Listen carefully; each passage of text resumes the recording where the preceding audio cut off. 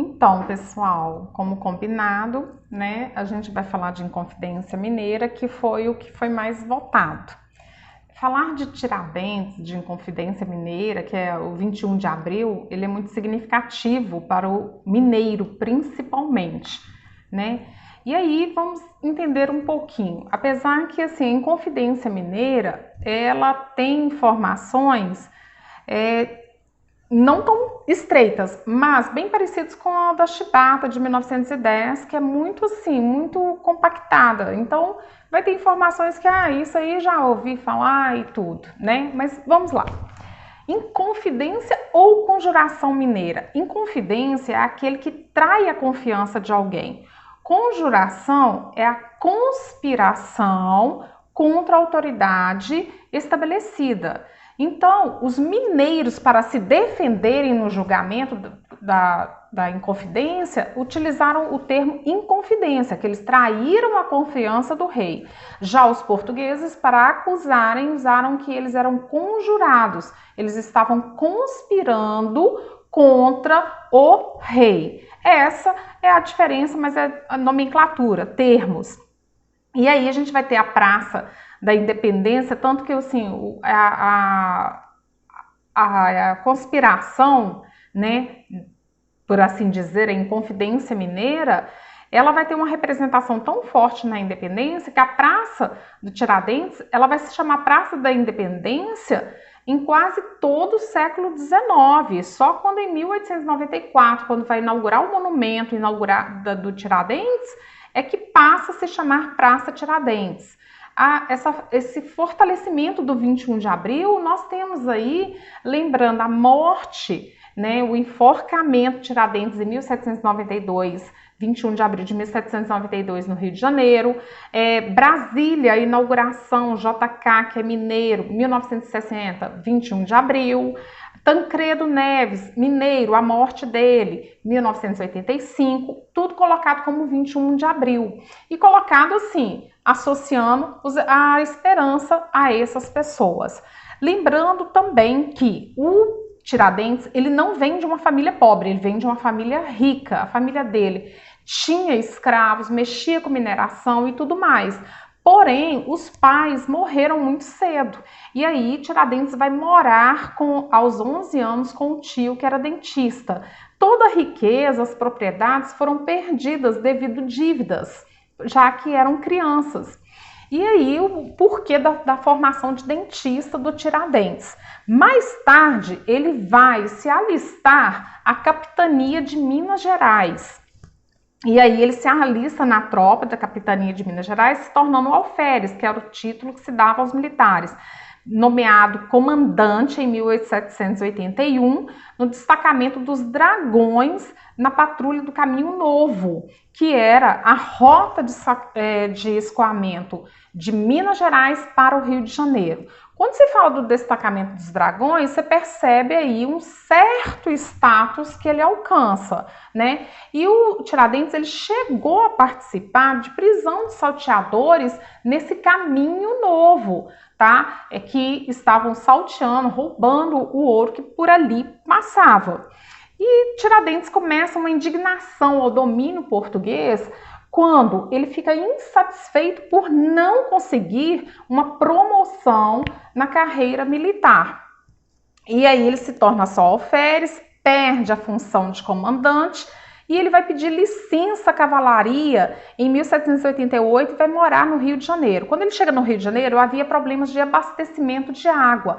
Então ele vai desenvolver um projeto e para tentar melhorar, né, esse abastecimento. Só que esse projeto de água no Rio de Janeiro, ele não é aprovado, ele não vai à execução.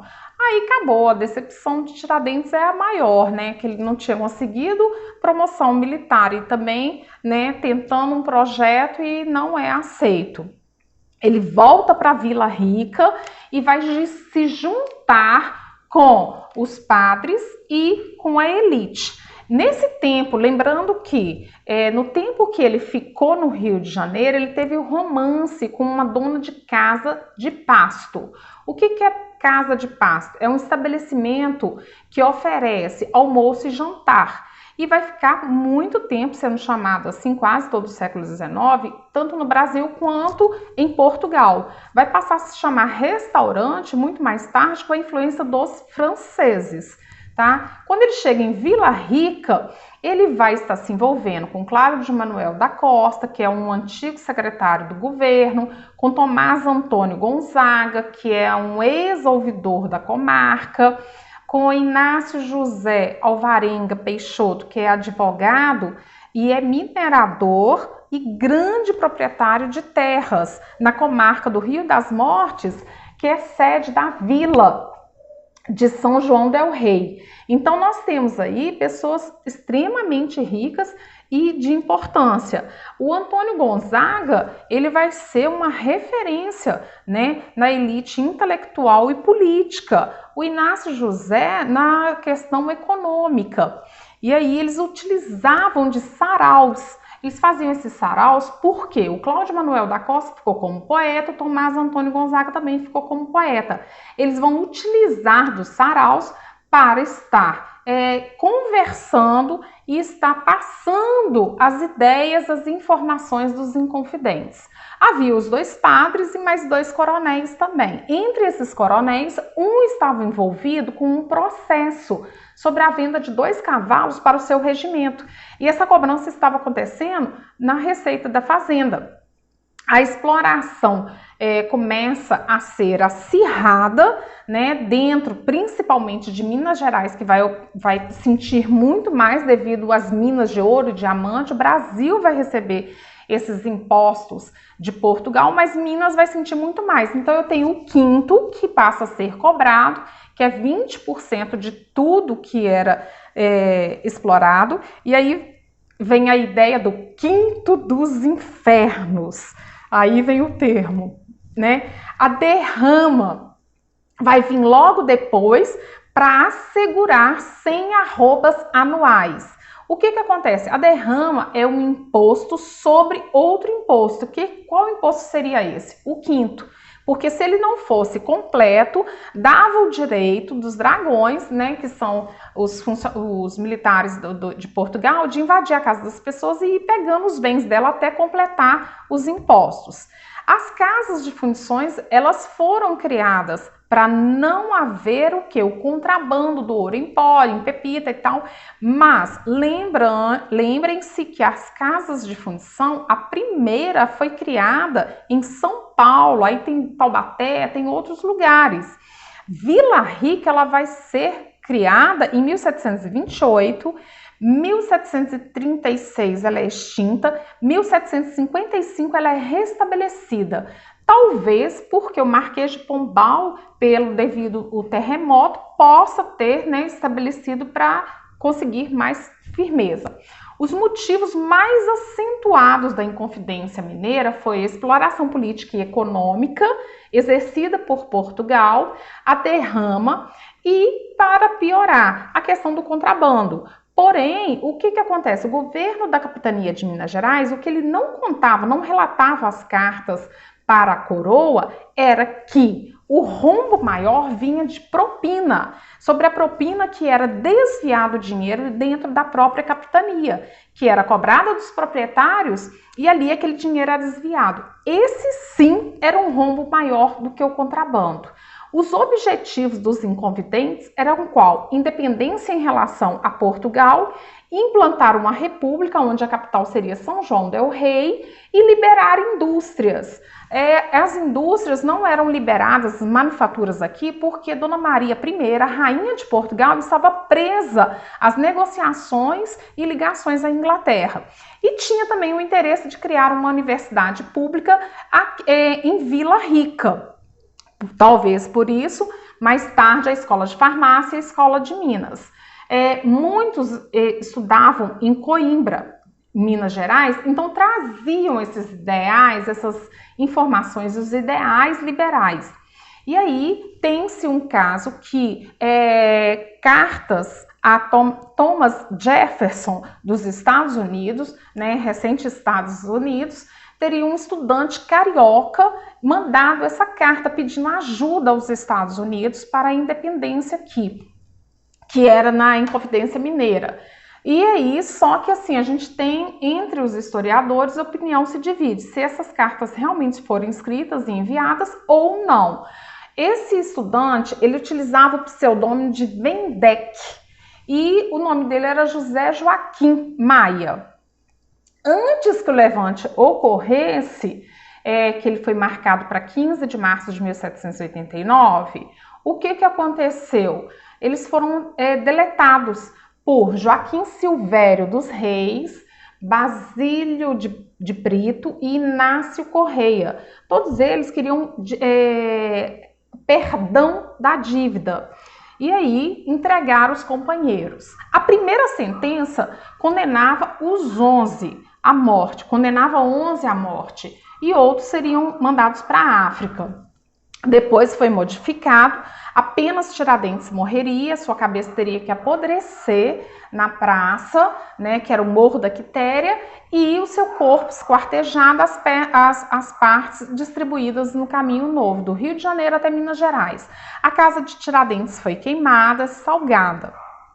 Para ali se pensar o seguinte, nenhuma ideia, nada nasce. Tiradentes é morto, né? Outros vão sofrer o exílio na África e os padres vão para o convento penitenciário em Portugal. A cabeça de Tiradentes foi salgada e colocada numa gaiola.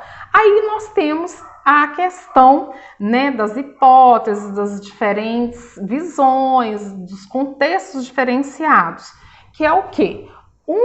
Tem um contexto que fala que a cabeça de Tiradentes sumiu lá mesmo e ela desapareceu e ninguém nunca mais viu. Outros falam que ela foi estacada na vila e aí, quando ela foi estacada na vila, no meio da madrugada, a cabeça dele foi roubada e nunca mais se viu essa cabeça. 200 anos depois, numa reunião política, numa programação de evento político que homenagear Tiradentes, houve uma cabeça que, na verdade, era uma réplica e foi colocada lá. E aí nós temos também essas contextualizações diferenciadas do UAI. O que seria o UAI? União Astutos da Inconfidência, que seria uma senha para os inconfidentes. Outros falam que é União, Amor e Independência. Outros falam que o UAI não, que era um termo que os ingleses falavam UAI, e aí o mineiro pegou e tudo mais. Então são contextualizações diferenciadas. Se perguntar assim, qual que é o verdadeiro, qual que é o falso, são visões, estudos diferentes, tá? Os escravos, nós temos até aí, olha só, essa figura, que é o que? O Tiradentes sendo enforcado, e aí tem um escravo com uma corrente tampando os olhos, como se estivessem ajudando os escravos e ali estava acabando toda a esperança. Só que a Inconfidência foi uma revolta totalmente elitizada e não tinha intenção nenhuma de liberar os escravos. Então, eu tenho aí uma pomba, que ela representa a liberdade, a paz, né? O céu se escurecendo como se fosse o sacrifício de Jesus Cristo ali, né? Toda uma mensagem ali, e o padre ajoelhado com um crucifixo. Aí eu volto novamente, tem uma outra imagem que ela é uma réplica dessa imagem aí, e ela não tem a pomba, o céu está aberto com pássaros, eu não sei se é pássaro ou urubu aquilo, e tá voando e não mostra a mão do Tiradentes trocada, contraposta da direita em cima da esquerda, a esquerda em cima da direita, tá? Então nós temos aí visões diferenciadas.